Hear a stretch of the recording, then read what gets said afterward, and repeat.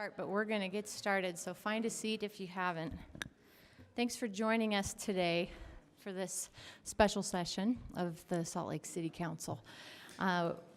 We are here today to review proposed state legislation that would take away a core city function. That's the city's land use authority in the Northwest Quadrant. The state bill in its draft form creates a governance board with broad authority and limited city participation and no final accountability from city elected officials.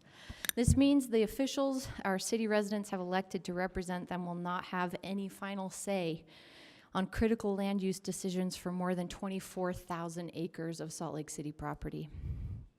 That's more than 1/3 of our city. For 2 years, the city's been working in good faith with the state and private property owners to develop an infrastructure backbone to serve both the new prison and allow for expansion into a business area. We've enacted a master plan, determined zoning, and established a redevelopment project area, all with the support of private property owners. In our work session today, we'll hear more about the state proposal that was just unveiled yesterday. And in the end, we will continue to work with the state to create more appropriate legislation that respects local control and keeps development moving forward. So with that, I should open my packet and see who's going to come sit before us, but I'm pretty sure our Director of Economic Development, Laura Fritz, our Director of Planning, Nick Norris. I actually don't have an agenda. Tammy Hunsaker from the Redevelopment Agency, you're not joining us. Anyone else, Laura? Director Fritz? I don't know if anyone from your staff is. I don't have a printed agenda. We're going to look it up online, and we'll let you know who else is sitting with you. But with that, Director Fritz, if you were planning to begin. I'll be happy to begin. Thank you, Madam Chairwoman and members of the council. Interesting time to be with you today. So wanted to share with you, I think the best way to fully understand where we're going is to take a moment and really reflect upon the work that has been done over the last 2 years. Because I think that since the prison's been announced, there's been a lot of work that has been done by the city preparing for the opportunity for development. And so let's start with a few of those items. The first being on August 16th, you adopted a master plan. The Northwest Quadrant Master Plan establishes future land use, including the development area, development buffer, and a natural area for conservation. This was negotiated between private property owners and our NGOs in the community. On October of 2017 through February of this year, we completed zoning amendments, and those zoning amendments were adopted to facilitate the implementation of light manufacturing and uses that support the idea of an inland port. So the city has always been prepared to be a partner in making sure that we could do an inland port. In January 9th, the CRA was adopted. The community reinvestment area allows us to facilitate the use of tax increment for project area development. And this particular CRA was looked at for the north part of I-80. While we were doing the planning for north of I-80, we've always been mindful of a vision of 2 economic nodes, to be able to have 2 hubs of economic activity based on the intermodal facility around Union Pacific. We're looking forward to coming back and continuing a conversation about how to make sure that the development that happens on the south side is as equitable as it is on the north side. In January of 2018, we also completed the interlocal agreement. The interlocal agreement said that any new tax increment, so new value that's created in the Northwest Quadrant, would be captured by the city, transferred to the redevelopment agency for 3 specific uses, that being infrastructure, fill, and the idea of incentives for businesses to come here if appropriate. Last but not least, we have completed development agreements. Those development agreements are with 2 of the main private property owners to the north of I-80, and they have the majority of the land holdings in this area. The agreements vest the property owners in land use, zoning, and the process for eligible uses of utilizing that tax increment, that new value, within the project area.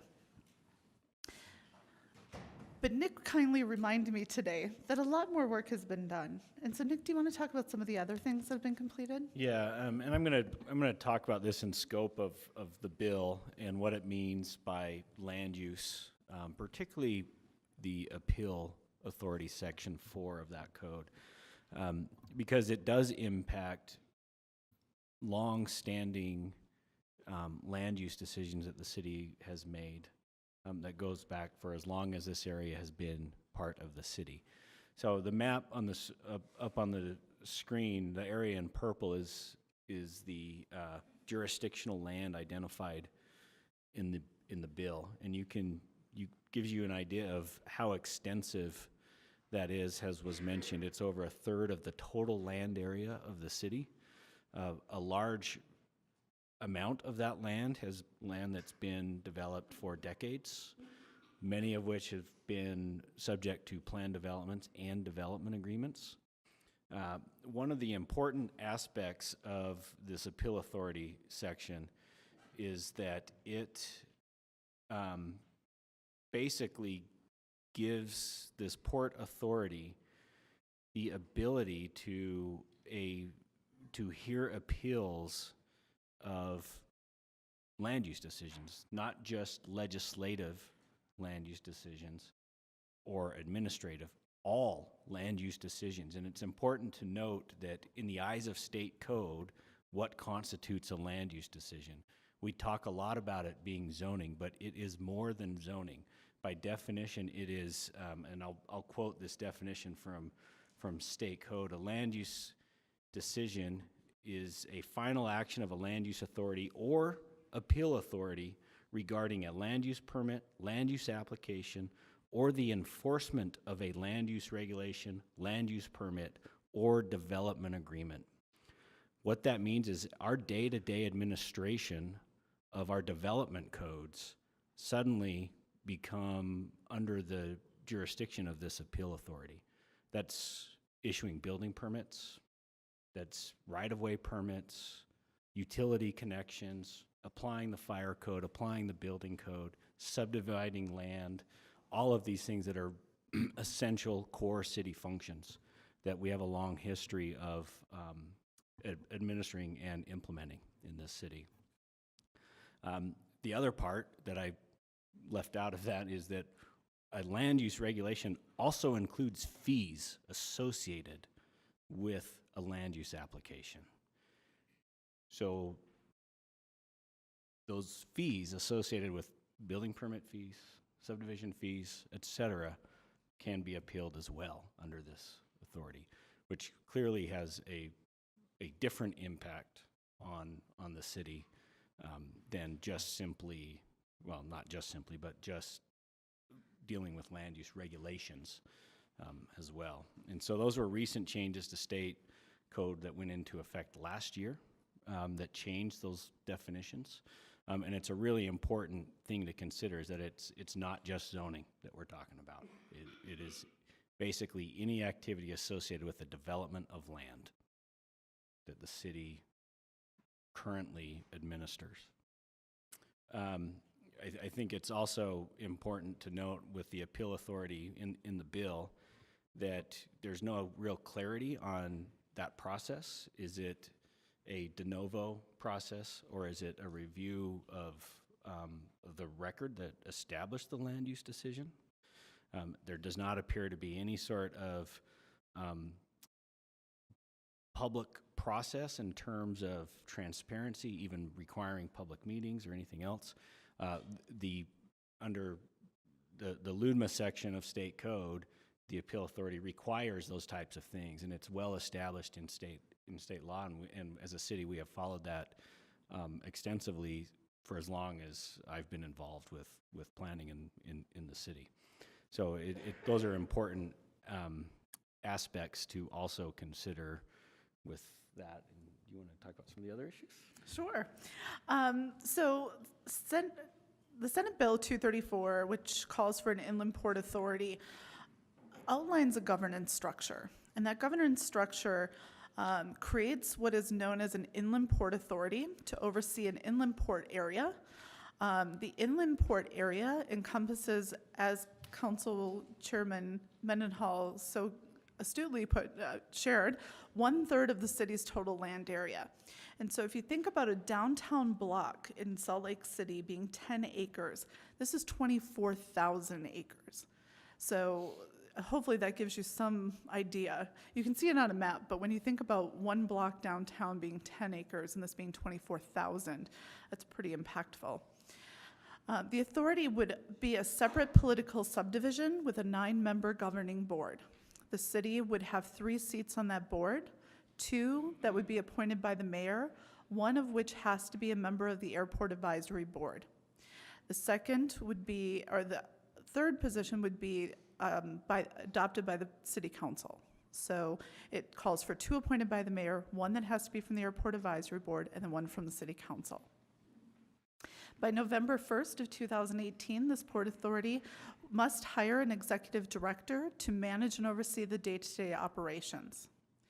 Along with other duties and powers assigned by the bill, the authority has, and I'm going to quote right out of the bill, exclusive jurisdiction, responsibility, and power to coordinate the efforts of all applicable state and local government entities, property owners, and other private parties and other stakeholders too. Pretty powerful. There are 3 areas that they are going to focus on. The first being development of a business plan. 2, facilitate, plan, and develop, as well as maintain an inland port. And 3 is establish a foreign trade zone. And I'm going to come back and talk about that toward the end. So clearly our biggest concern in the bill really relates back to land use. And so I'm going to throw it back to Nick to talk in a little bit more detail about some of our concerns around land use. I think I've touched on most of those, but if you guys have any kinds of questions about what land use means in terms of the state code and how that impacts the city directly, then be glad to entertain those. Do you have anything else to add? Looks like we can keep on. Continue on, thank you. Nick, do you think it would be helpful to sort of talk about the panel that's being proposed versus the way the city operates today? Yeah, I think getting back to the appeals section is that this Port Authority has the ability to determine who that appeal body is. It can be themselves. It could be somebody that they choose to hire. It could be their staff because they have the ability to delegate any of their authority to whatever staff they may end up having. One of the key points of that is that they also, because this would authorize them to own land, they could become an adversely impacted land person under the eyes of this bill, meaning they can appeal to themselves land use related decisions. So that I think about that. The whole idea of having an appeal authority is to set up a quasi-judicial system that will apply the law fairly and equally and make sure substantial justice is done. And it's hard to see how that can happen when the potential person appealing a decision also gets to decide the outcome of that appeal.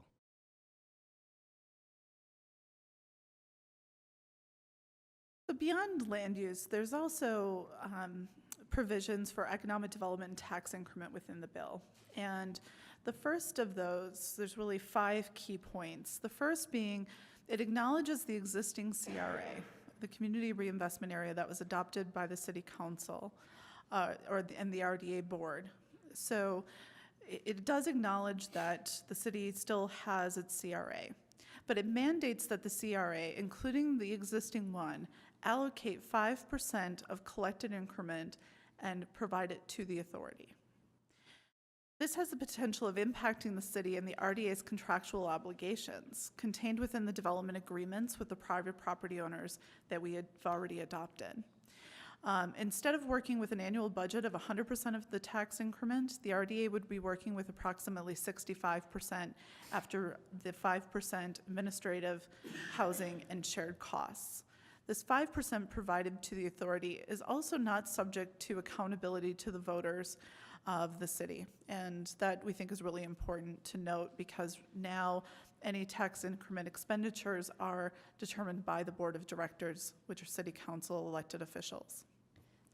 Laura, can I ask you a question in there? Yes. And just for the clarity with everyone in the room, I think not just myself, that 5% of tax increment that the body would be taking off the top, any other tax increment use is highly regulated by the state, correct? Correct. The RDA, and acting as the board of the RDA, we can only make certain financial decisions of how to use the tax increment based on the state's laws. But you're saying that that tax increment taken by the state for the body being created would not be subject to their own laws around tax increment spending. Correct. That's our interpretation. Thank you. The bill also provides that the authority funds may be used for consulting fees, staff salaries, and other administrative overhead, legal, and operating expenses. The city has already accounted for that as part of the administration of 10% of the CRA. So this is almost a duplication of that funding. We also know that the use of increment is allowed to be broader than under current RDA statute. And Chairwoman Mendenhall, this goes back to what you were just saying, which is it is above and beyond what is currently mandated by state code. So for example, we cannot currently use increment for ongoing operations. This particular body politic could. It provides that if tax increment funds are used outside of the project area, approval is required by the Salt Lake City Council, RDA board, and the authority. So funds may be used outside of a project area if the use of funds directly benefit the project area and the project is publicly owned infrastructure. However, the bill would add the authority as part of the approval. So not only would they have to have City Council and RDA board approval, but then you'd also have to have this new entity approving use of tax increment funds. It provides for the establishment of a foreign trade zone, which we found a little surprising because the city already has a foreign trade zone. And that foreign trade zone is currently established and has additional capacity. We checked with the U.S. Department of Commerce, and they do not approve overlapping of foreign trade zones unless it is determined that the existing zone will not adequately serve the convenience of commerce. Seeing that this current zone has additional capacity, we believe that this would not be approved. A second foreign trade zone would not be approved. So those are the sort of basics of what is in the bill, and Nick and I are prepared to answer any questions that you may have. Council members? Councilmember Johnston, please go ahead. Thank you very much for the update. I have a more technical question that you may or may not have the numbers for at this point. Do we have any sense about, A, how many businesses are currently in what's proposed here, existing, or B, how many private landowners are in this 22,000 acres? Excuse me, 24,000 acres. We can get that information, but I don't have it readily available. No? We just calculated the acreage, but we can go back and get that information and share it with the council. I remember just in normal operations of my district, which is south of I-80, we had, I want to say it was north of 5,000 businesses existing right now. But I want to double check that number because the more private landowners, the more complicated it gets, I guess. Okay, thanks. Anything else, council members? I have a question to take you back, Nick. I probably should have interjected when you were talking about the lack of clarity in the draft bill around the appeal process that it seems that it seeks to establish.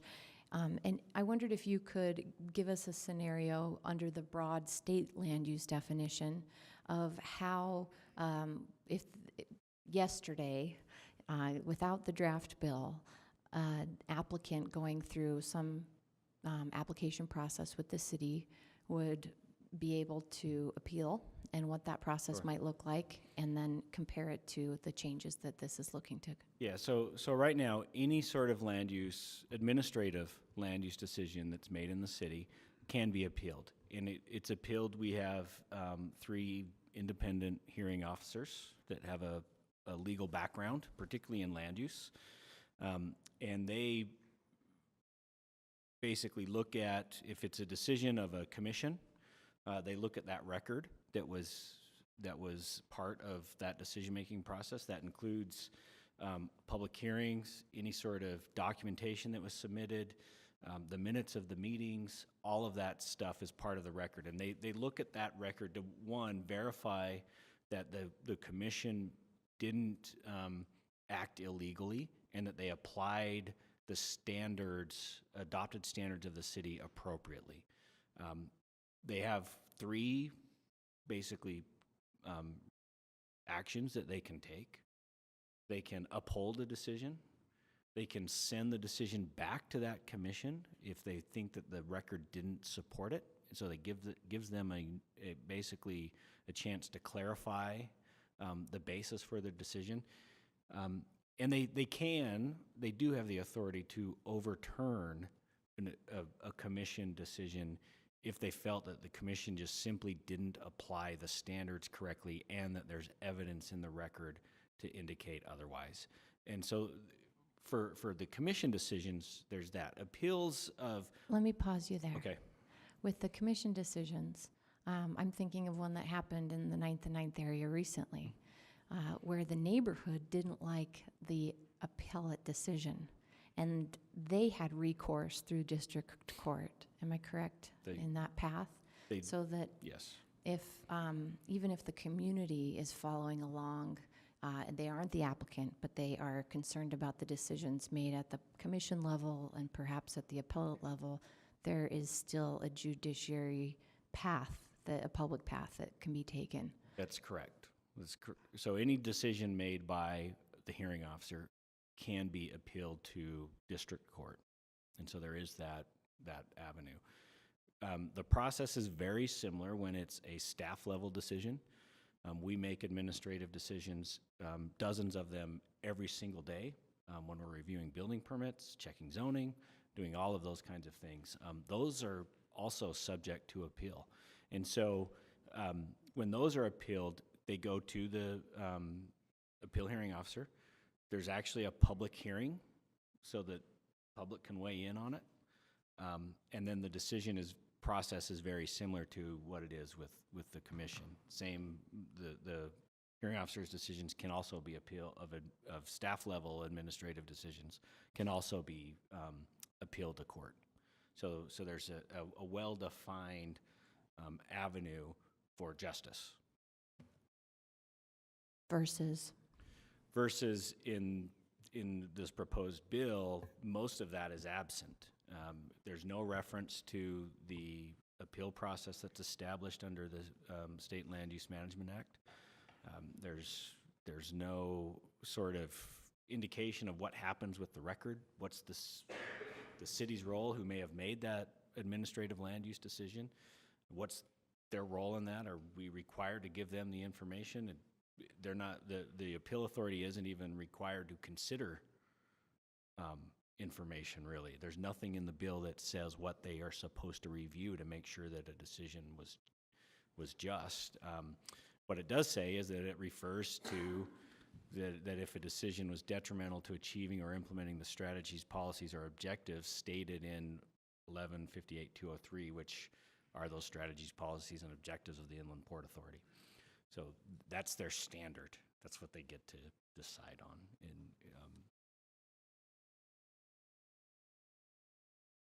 Thanks, Nick. Anything else, council members? It's a brief meeting. Laura and Nick, we appreciate your time, and all the team behind you and in your offices who have been combing with their fine-tooth comb through this bill over the last 24 hours. I know our work isn't done, and it's important to me that this body hear the information together, that we hear this in a public setting, and that we, as we look at all of our options going forward, we do this together. So if there's nothing else from other council members, we will, Madam Chair, yes. I move that the Salt Lake City Council enter into a closed meeting for attorney-client matters that are privileged pursuant to Utah Code 78B-1-137. I'll roll call this. I have a motion by Councilmember Luke, a second by Councilmember Rogers. Councilmember Rogers? Yes. Luke? Fowler? Yes.